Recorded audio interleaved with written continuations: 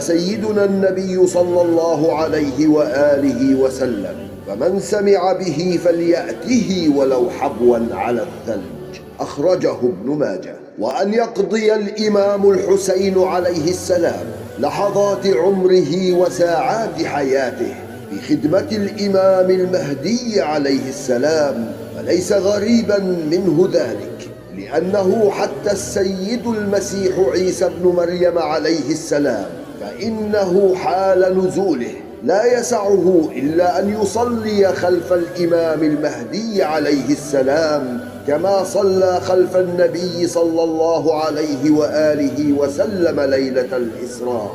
نعم، كما صلى خلف جد الإمام المهدي فإنه سيصلي خلف الإمام المهدي. قال سيدنا النبي صلى الله عليه وآله وسلم: فينزل عيسى بن مريم صلى الله عليه وسلم فيقول أميرهم: تعال صل لنا، فيقول: لا، إن بعضكم على بعض أمراء تكرمة الله هذه الأمة. أخرجه مسلم. نعم، السيد المسيح عيسى بن مريم عليه السلام يصرح أنه لا يصلي إلا مأموما، لأنه ليس بأمير وإنما هو مأمور، وأميره هو الإمام المهدي عليه السلام، وهذا من تكريم الله لهذه الأمة. أعد الحديث علي من جنباته، إن الحديث عن الحبيب حبيب.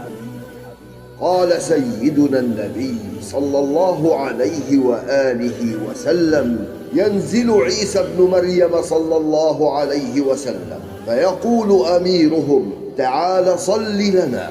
هكذا يقول المهدي: تعال صل لنا. فيعتذر السيد المسيح عيسى بن مريم عليه السلام فيقول: لا، إن بعضكم على بعض أمراء، فأنا لست أميرا حتى أصلي بكم، إنما بعضكم على بعض أمراء تكرمة الله هذه الأمة.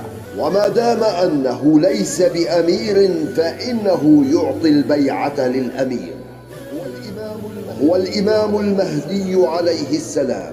فعن الإمام علي عليه السلام قال: فيتقدم المهدي عليه السلام فيصلي بالناس، ويصلي عيسى عليه السلام خلفه ويبايعه. عقد الدرر في أخبار المنتظر.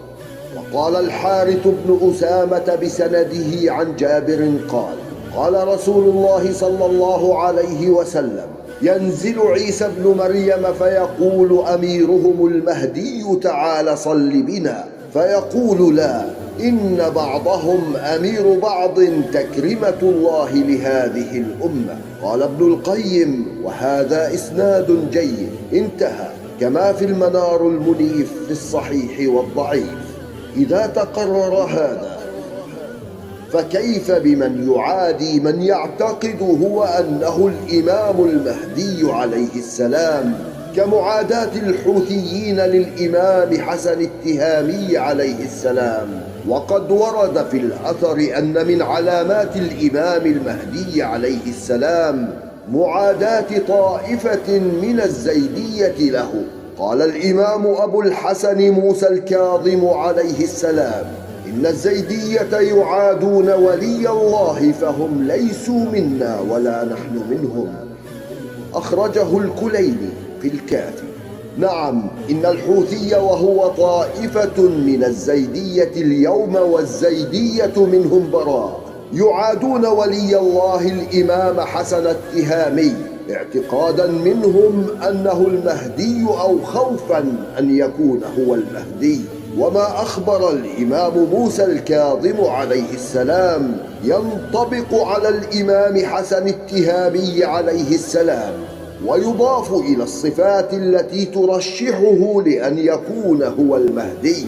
فإن كان الحوثي لا يرى في الإمام التهامي شخص الإمام المهدي، فقولوا لي بربكم ما هو الداعي لحبسه وسجنه 6 سنوات حتى بدون السماح لأهله بزيارته؟ وإن كان الحوثي يراه الإمام المهدي كان عليه أن يؤمن به وينصره، ولكن أين خدمة الإمام من إلقائه في غيابة السجن يا إخوة يوسف؟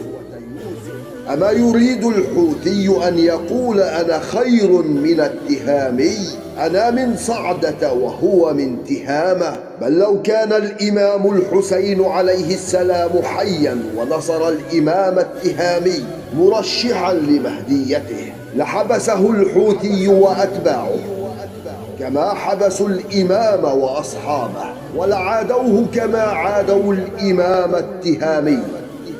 ولذا لا غرابة أن يقول الإمام الصادق عليه السلام: المنكر لآخرنا كالمنكر لأولنا. انتهى من بحار الأنوار.